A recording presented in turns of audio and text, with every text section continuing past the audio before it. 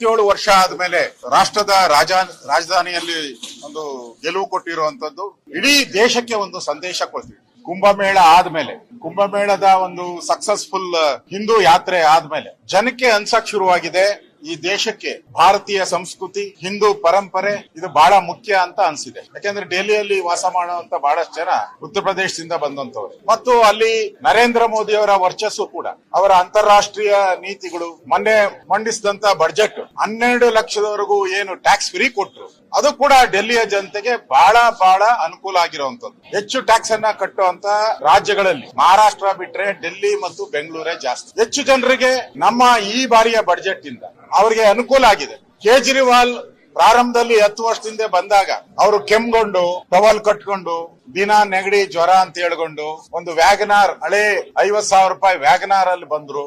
ಈಗ ವ್ಯಾಗನಾರು ಇಲ್ಲ, ಟವಲ್ಲು ಇಲ್ಲ, ಕೆಮ್ಮು ಇಲ್ಲ, ಎಲ್ಲ ಹೊರಟೋಗಿದೆ.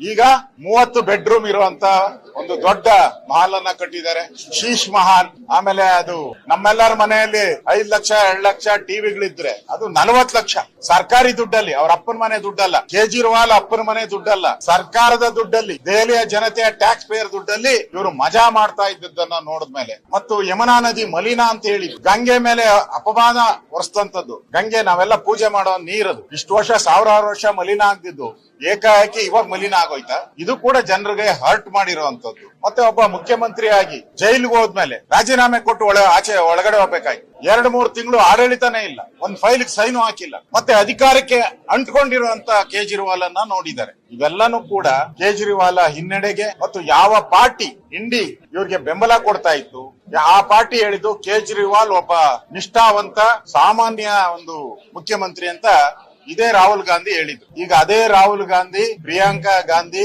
ಅವ್ರು ಹೇಳಿದ್ರೆ ಒಬ್ಬ ದೊಡ್ಡ ಭ್ರಷ್ಟ ಅಂತ ಹೇಳಿದ್ದಾರೆ.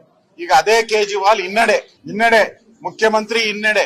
ಇಷ್ಟೆಲ್ಲ ಆದ್ಮೇಲೆ ಜನಕ್ಕೆ ಈ ದೇಶದಲ್ಲಿ ಬಿಜೆಪಿ ಒಂದೇ ಪರ್ಯಾಯ, ನರೇಂದ್ರ ಮೋದಿ ಅವರ ಆಡಳಿತ. ಇದು ಮುಂದಿನ ಕರ್ನಾಟಕದ ಚುನಾವಣೆಗೆ, ಮುಂದಿನ ತೆಲಂಗಾಣದ ಚುನಾವಣೆಗೆ ಇದೊಂದು ದಾರಿದೀಪ. ಇವತ್ತು ಕರ್ನಾಟಕದಲ್ಲಿ 5 ಗ್ಯಾರಂಟಿ ಕೊಟ್ಟು ದಿನನಿತ್ಯ 5 ಗ್ಯಾರಂಟಿ ಅಂತಾರೆ, ಒಂದ್ ಡೆವಲಪ್ಮೆಂಟ್ ಆಗಿಲ್ಲ.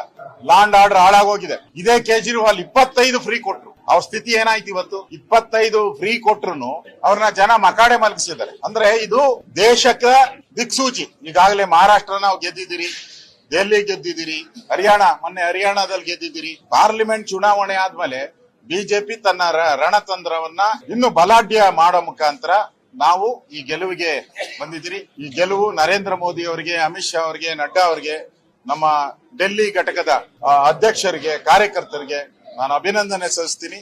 ನೀವು ಈ ಗೆಲುವೇನ್ ಕೊಟ್ಟಿದ್ದೀರಾ ಅದು ಇಡೀ ದೇಶಕ್ಕೆ ಗೆಲುವನ್ನ ಕೊಟ್ಟಿದ್ದೀರಾ. ಇಡೀ ದೇಶದ ಎಲ್ಲಾ ಬಿಜೆಪಿ ಕಾರ್ಯಕರ್ತರು ನಿಮಗೆ ಅಭಾರಿಗಳಾಗಿರ್ತಾರೆ ಅನ್ನೋ ಮಾತನ್ನ ಈ ಸಂದರ್ಭದಲ್ಲಿ ಹೇಳ್ತಾ ಇದ್ದೀನಿ.